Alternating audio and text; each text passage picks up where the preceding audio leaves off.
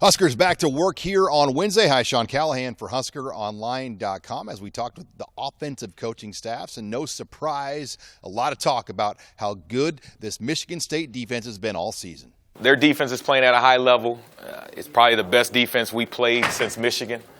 So a great challenge in front of us to really see where we are as an offense. And the guys have embraced that. They have the #1 run defense in the country.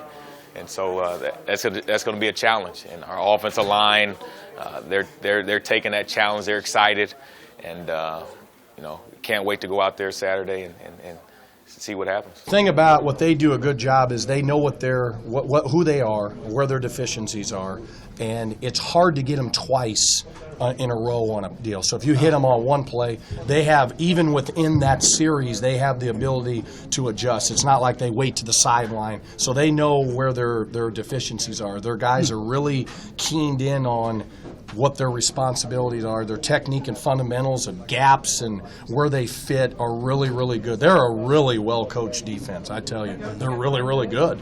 So this is an awesome challenge for us.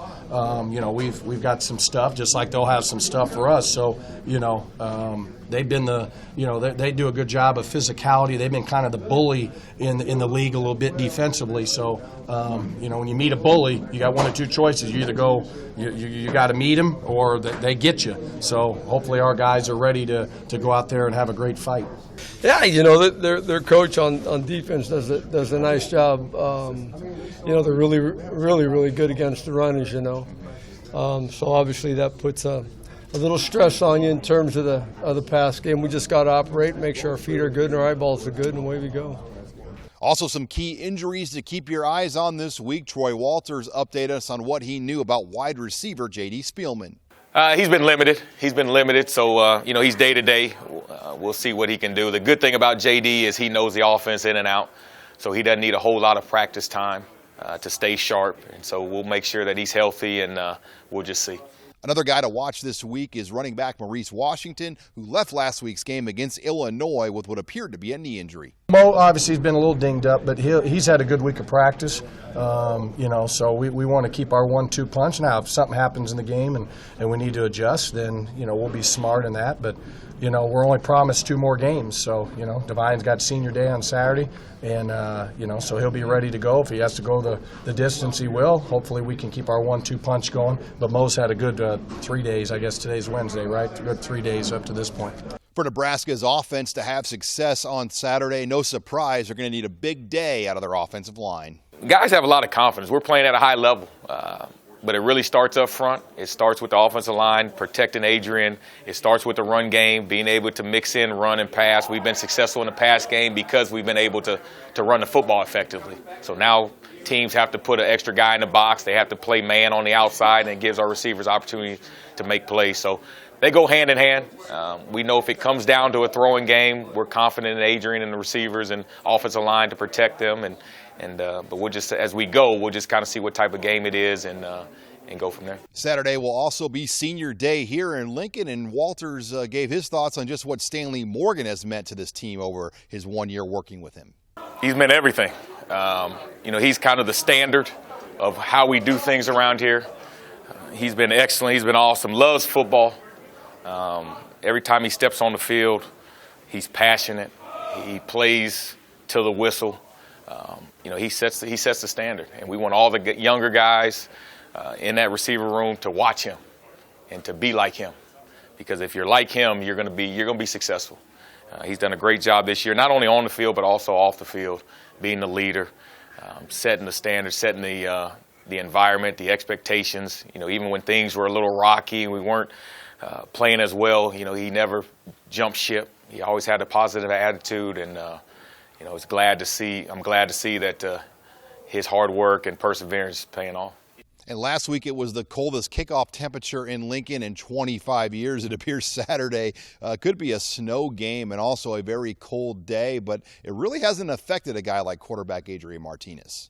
I thought he did fine, particularly when he came out. I think we were on Friday when he came out. God, it was a horrible day. And he comes out, takes his shirt off, puts a beanie on. He's out there running around like a madman, So it was good for us to see him do that, and he was having some fun with it. And then Saturday came, and it wasn't as windy as I'd suspected it might be, which is I hate probably more than anything. I thought he did.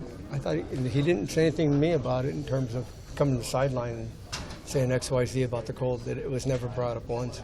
And finally, we did hit on some junior college recruiting stuff with running backs coach Ryan Held, who handles that area for the Big Red, most notably Jeff Sims, the head coach at Garden City, who has become really the biggest JUCO ally for Nebraska this past year, is leaving Garden City to take a job at Missouri Southern. Now, Held wouldn't go into specifics about Sims by name, but he addressed the situation. Well, I can't talk about a specific school. Any school that we've had a relationship with, if there's a change, then obviously we have to evaluate and see what's going to be the best fit for us when it comes to junior college. With the junior college piece of it, obviously having been in that, we need school or schools that we can trust that if we put a kid in there, we're going to, he's going to get graduated and we're going to get him back.